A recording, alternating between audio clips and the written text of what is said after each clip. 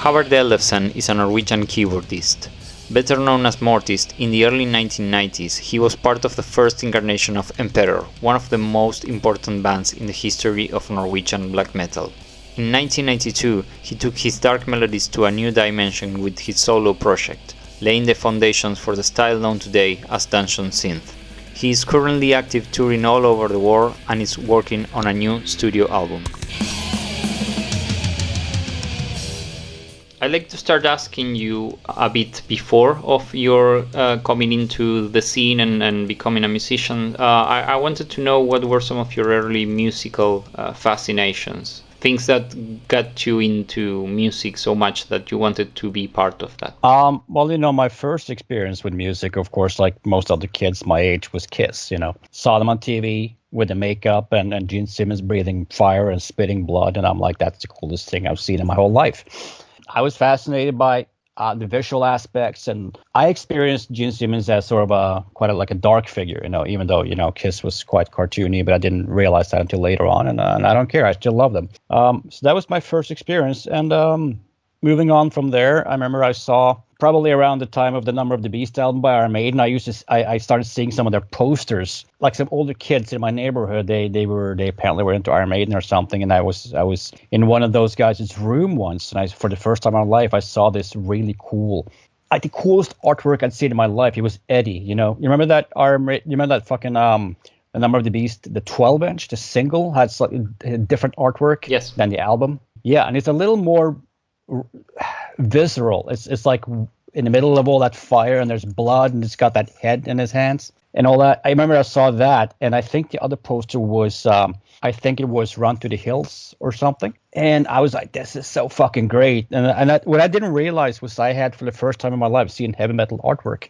and I was about 7 years old. So once again, the visual aspect of metal, or just music in general, was hugely appealing to me, so I think it laid the groundworks for image and how important that would be to me later on in my life as a musician. Yeah. So carrying on from there, I started hearing, I was into I saw Wasp. I discovered Wasp right after that, which was their first album, which once again is incredibly visual, and it's like Kiss, but taken to the next level, with the saw blades and the spitting of the blood and the skulls and the torture rack with that half-naked lady on it that I copied later on for the Stargate tour. I had a torture rack with a half-naked lady on it.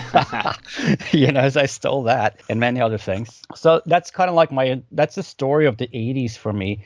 And we move into all of a sudden somebody played me in league with Satan, with Venom, and I was like, fuck, this is the craziest music I ever heard. This must have been like in 86 or something. And then I heard Metallica and Slayer, and from then on we go, and I always kept looking for the most extreme stuff I could find, and then somebody one day, they brought along a couple of copies of a magazine called Damage Inc., which was Maniac, the original Mayhem singer, or not the original, but one of the early ones. That was his magazine, and of course there was Mayhem on the front, and I'm like, what the hell is this? That's the greatest logo I've seen in my life. And I realized you could write these bands. That was a new one. I didn't know that was possible, because to me, all of these bands were like gods. There was no way you could connect with them. And all of a sudden, I'm trying to read this article. It was in English, and I was still quite young, so my English wasn't that great, but I understood most of it,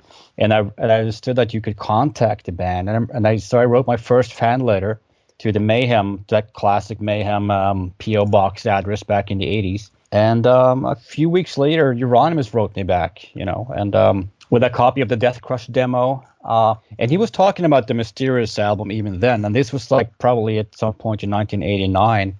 And he was talking about a new singer called Dead and some other stuff, and his new label, Death Like Silence. And he had taped a whole bunch of stuff on the B side of the Death Crush demo, from demos of bands he was going to put out on the label, like Rotting Christ and Tormentor, Master's Hammer, Hades from Peru, Massacre from Colombia. I'm not quite sure how to pronounce it, but they were supposed to be put out there with, Mr. Montoya, and a bunch of other bands, that I forget now, but it was probably like 10 bands, Merciless, of course, and some other stuff.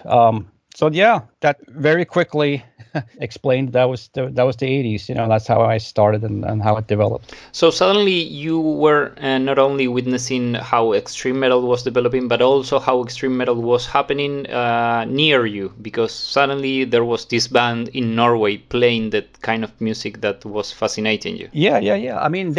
I mean, at the time, they might as well have been living on the moon, because I didn't have a car. And, I was like 12 years old. I couldn't just jump on a bus or a train and visit them because my parents would kill me. They lived I think they lived outside of Oslo. I lived about 2 hours from Oslo. But it didn't feel like it was close at the time. Only in hindsight have I considered, like, wow, that's no distance at all. You can make it there in an hour and a half. But at the time, an hour and a half away by car or train to a kid that was like about 12, 13 years old, that's a fucking long way. Like I said, I might as well have been living on the moon. So what we did was the communication was like through letters and stuff like that. Okay. Well, and that communication gave you, besides the music, like the will, the strength, the sort of thought that I want to do this as well. Yeah, you could say that. I realize now that was the original question.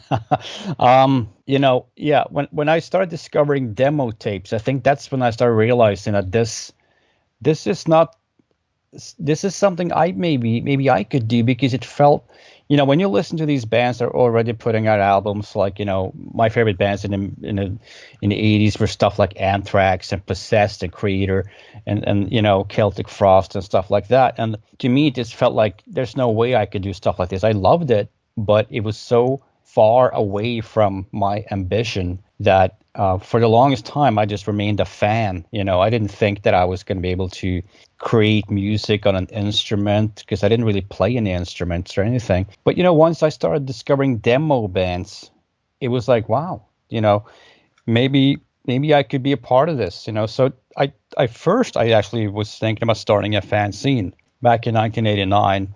But then I started talking to, I'd met Ishan in high school. We were about 13 years old, and he was already in bands with Seamoth, and that's how I met those guys way before Emperor started, But I actually started getting, I was becoming friends with one of Ishan's classmates too, and he was playing guitar as well, and we started talking about, like, we should form a band. I mean, I don't play instruments, but I could try singing. So we started that, and that's how my first band, Rupturance, came to be. I actually posted a little video of that on my Instagram not too long ago.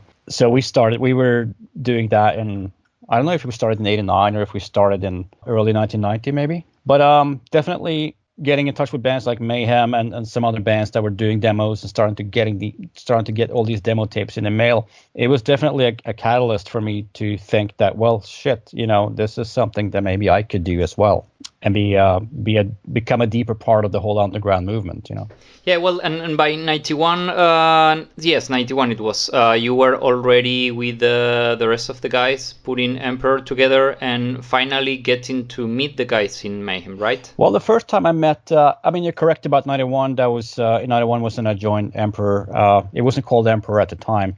It didn't have a name. It was Ishan and Seamoth side project. They had a death metal band that they were kind of like their main band, and then with everybody were getting into a bit more darker stuff, so they wanted to start a side project that I eventually joined, which was in early 91 maybe, or the summer, I can't remember. What was the other part of the question? Where you finally met the guys in person. Oh, yes. That was actually in 1990. Me and a friend of mine went into Oslo on a bus. We went to a show. It was at this place. It was at a venue called Bootleg, which is no longer existing. It hasn't been existing for many, many years. But there was a show there with Dark Throne, believe it or not, one of the very few shows they ever did. And Cadaver, which is, Anders Odden, that was his old band, and they're still going. And Abhorrence from Finland, who I can't remember. I think they became, or members of Abhorrence started another band, Finnish band, that became quite popular. I can't remember which one it was. Amorphis, maybe? I think it's Amorphis, yes. Yeah. So this was in 1990, and so we went there. I had to lie to my parents about going somewhere. I told them I was sleeping over at a friend's place when I was in actuality going to Oslo. They would never have allowed me to go there because I was like 14 or something. And maybe 15. And so we went there, and all of a sudden I see these two dudes like in leather jackets and corpse paint, and I'm like, fuck, that's Mayhem. So they were there, at least Euronymous and Dead. So and I was already writing a little bit with Euronymous, so I talked to him a little bit. I mean, I was super nervous, I had never, to me they were like gods, and in that corpse paint, that no one else were doing that really, unless you count like Blasphemy and some of your South American bands, were doing it in the 80s. But over in Norway, it was like almost nobody that I can think of except for Mayhem. So that was stunning for me to see that. Again, it's the visual thing that I love so much. And I just briefly got to say hello to Dead, and that was the only time I met him, the first and last time. A few months later, he was dead, Dead was dead. Okay, so this contact went through your putting together your own music and playing with the Emperor. So I guess they were sort of kind of a reference for you guys. Well, in 1990, Emperor didn't exist. Emperor started in 91. But yeah, we were definitely inspired by Mayhem. And there's this infamous Slayer mag interview where Euronymous and Dead talks a lot about how they really wanted the underground to be and how they're unhappy with the way that it's been developing. They were kind of like nostalgically looking back at the 80s, with bands like Sodom and Hellhammer, and the visuals of that time, the imagery, and I guess the music styles and all that. And I was quite influenced by it. I thought they were right, because by that point I had collected quite a few vinyl records, and my favorites would always be the 80s, mid 80s stuff. I always thought that was the best look, before everything kind of developed into everybody was starting to sing about politics, and the leather jackets and the studs and the bullet belts were gone, and they put on shorts and white t-shirts or whatever. I mean, these days I don't care, but back in those days, it was very much about the visual aspect. So for me, I wanted every band to look like Hellhammer. That was like, if they did that, I would buy the album. If they looked like Anthrax or something, then maybe not so much.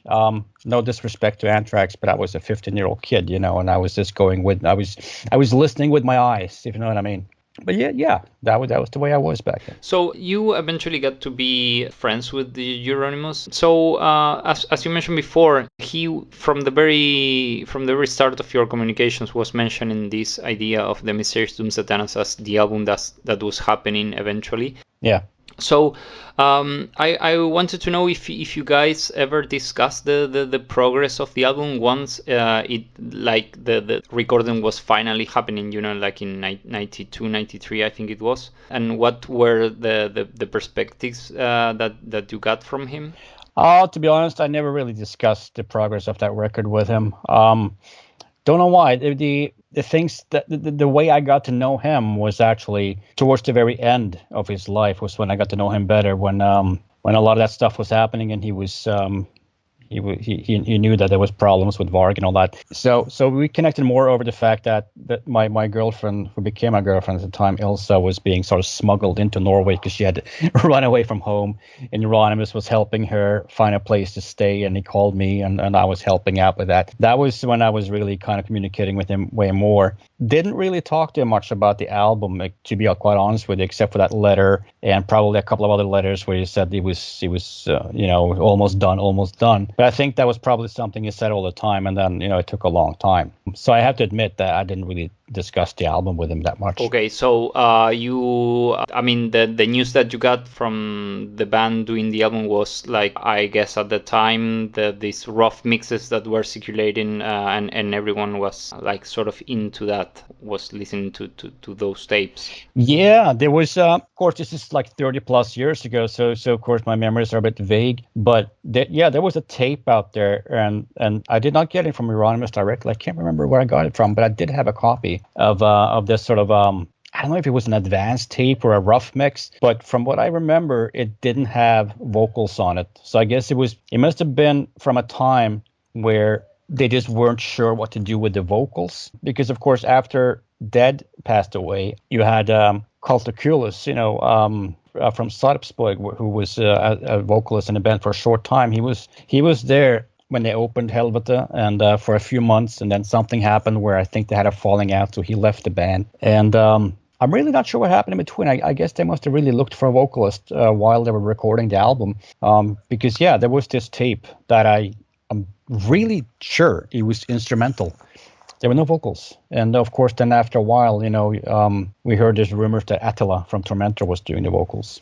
But I mean, I didn't know Atila at the time, so I had no way to confirm it. I only got to know Atila many, many years later. Okay, so it was rumors, and you didn't confirm this with the band? No, not really. No, we just heard about it. It wasn't like we didn't talk every day. Yeah.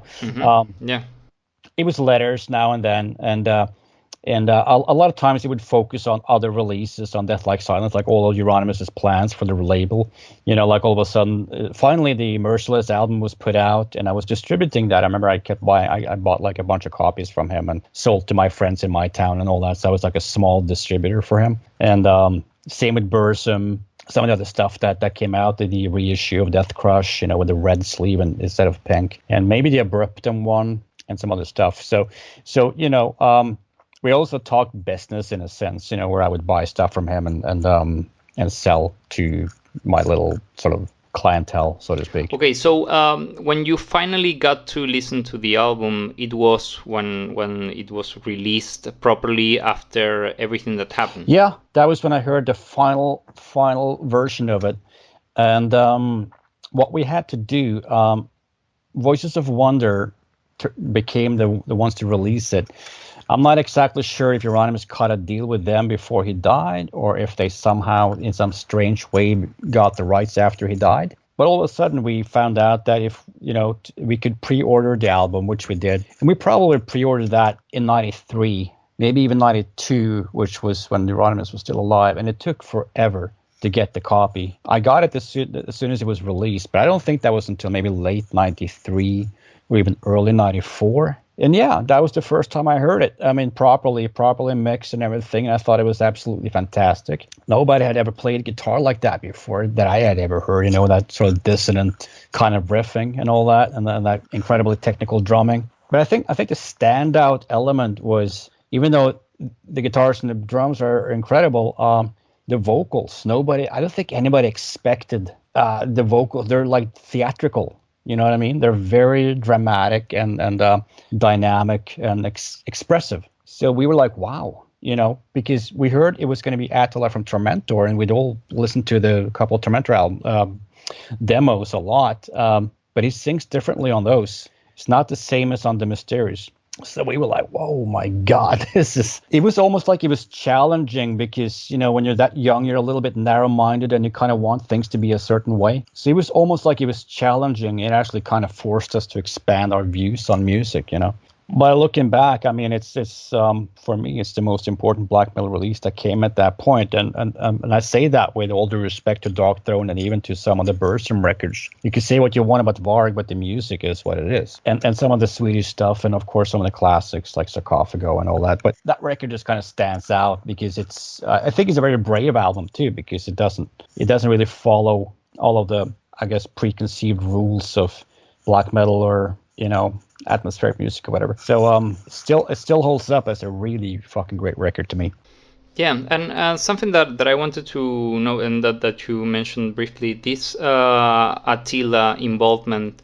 I know that many guys in the scene were kind of shocked as well because of his performance, and maybe they were preferring what they were doing with Death, because there were a couple of records, a couple of tracks that were recorded in a studio with Death. I think it was Freezing Moon and Carnage. I think might be, yeah. Those for the compilation album. Yeah, exactly. And it was like a shock to have Atila singing on the album after what they were witnessing Mayhem live with Death as well. So it was kind of a shock. But you embrace it from the get-go. To the best of my recollection, I thought it was really good. I mean, there was no doubt that I found the vocals to be the way they sounded.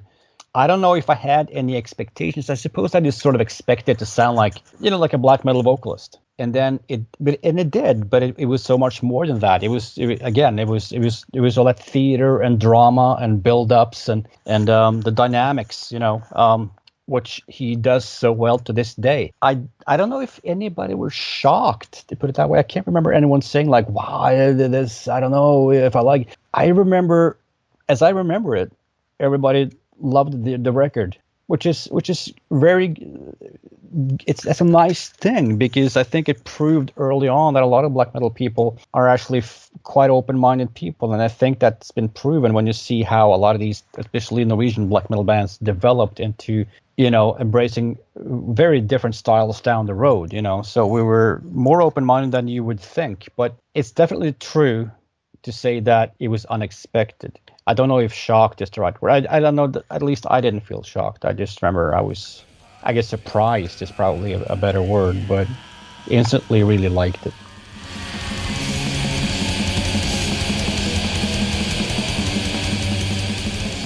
Okay, so when the album was finally released in May '94, you were, I think, if I'm correct, you were already kind of removed from the scene. I don't know if you were living in Sweden by then.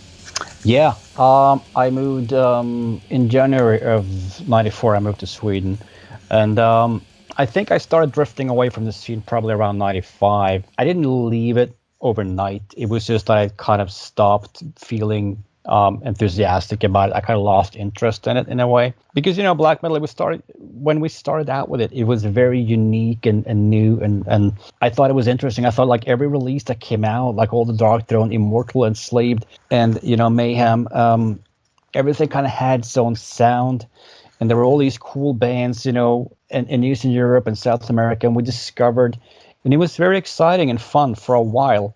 But then I felt, but you got to keep in mind, I had kind of a, I don't know, elitist kind of attitude, which was not not politically, but in terms of like who gets to do this. It's ridiculous when you think back about it. But I just felt like by '95 it was becoming a little bit of a thing. Those were the early days of black metal spreading and becoming more popular. And I felt like a lot of the stuff that came out was starting to sound similar in the same way. Everybody were copying Dark Throne, or everybody were copying, Mayhem or something like that. And eventually everybody started copying Emperor and other bands, So it was becoming a little boring, to be honest. So musically, I kind of went other ways. I started listening more to a lot of strange, like synthesizer music. I was really getting into, like, the Tangerine Dream, the Klaus Schulze, and just goth stuff, punk. I went really way back to my roots in terms of, I was starting to listen to a lot of old hard rock and 80s heavy metal again, new wave of British heavy metal, that kind of stuff, 70s rock. So I was really branching out, and the more I did that, the more I think I felt like black metal was kind of boring now, So I was naturally just drifting away from it. I'd say by '95. Yeah. So you never really got the chance to sort of discuss these kind of things with the people in the scene, like this impact that the Mysteriis Dom Sathanas was kind of getting, because I guess as well everything was like, the band was no more by then, and everything like was kind of silent. Yeah, I think it just became this sort of instant cult classic. But since there was no band there anymore, the album was there, but the band wasn't. I think we were all sort of talking about, that is a great album, and this is unexpected phenomenon of Atila as the vocalist was definitely something we talked about. To be honest, I can't remember exactly the contents of the conversations. I can't remember like any quotes, like something that was said. It became an instant what you call like benchmark. I think everybody, even if they admitted it or not, probably measured themselves up against that record, if you had a band that played that kind of music. Okay. Well, and do you have any particular favorite song on the album? No, not really. I just think as a whole, it's a great record, and that's what a good album is all about. It shouldn't just be carried by one song or two songs. I think the whole thing should be, as a whole, I think it's just a fantastic record. I think it's an icon in terms of atmospherics. And I really think Mayhem set the standard with some of those riffs. That sort of cold, dismal, mysterious and eerie kind of atmospherics that I think a good black metal band should know how to do. I think that's just, it just sets the standard. Again, I think it's the benchmark for that kind of stuff. Okay. Well, some years ago, the band did a tour playing the entire album. I wonder if you went to any of those shows? I never go out. I did see that they were doing it, and I think that's great. But I mean, I was lucky enough to tour with them, and I will do that again in the U.S. later this year. But we toured together in Europe in 2022, I think it was, and there was a section of that show. That show was, I believe, it was split into 3 parts, which is very cool. Again, it's almost like theater, with these interludes or whatever. And it started out with like the early stuff, and then in the middle, I think it was something else, and I think the end. Was it? It's not important where it was, but there was a section in the show where it was all about the Mysteriis. The whole stage just kind of changed vibes, and it was all about the hooded figures and all that stuff, and it was all the Mysteriis stuff. So I got to see that about 30 times. So I got my dose, thankfully, but I didn't see the original The Mysteriis tour. No. Okay, but it's a pleasant experience, because I was about to ask you, how was it like to tour with them and this upcoming tour that you guys have in the US as well? Yeah, it was we had a lot of fun on that tour, and I get along with all those guys, so yeah, I'm looking forward to the US tour. Based upon my experiences with Mayhem earlier, I've always gotten along great with that band, you know what I mean? So ever since the Euronymous days, we got along. And then, I didn't know Necrobutcher back then because he wasn't in the band at that time. He had left just before I started writing with Euronymous. He left in 91, of course. But I never met him for some reason. I guess he didn't go to the shows with where I met Euronymous and Dead, or I didn't see him or something. But anyway, I didn't get to know Necrobutcher until many years later, but he's a really nice guy too. I like him. They're all cool. They're all very unique individuals, all of them. But we get along really well. What's your current relationship with the album? I mean, do you play it often, or I don't know. You mentioned that it was like Heila's one of the most important records of that scene at the time. But has your perspective changed throughout the years? I don't think anything has diminished. I think if anything on that record, I mean, for the record, I really like the music on it. But even if I had changed as a person and my musical taste had changed, the nostalgic value that record has for me because of the times when it came out and the memories around that album and those times are so vivid and powerful in my life. I mean, that album would never cease to be important. It always retains an importance in some way for me. Even if I was going to go crazy and stop liking the music, there would still be so many important memories around it. But I didn't go crazy. I still like the music. So no, it'll always have high value on several levels.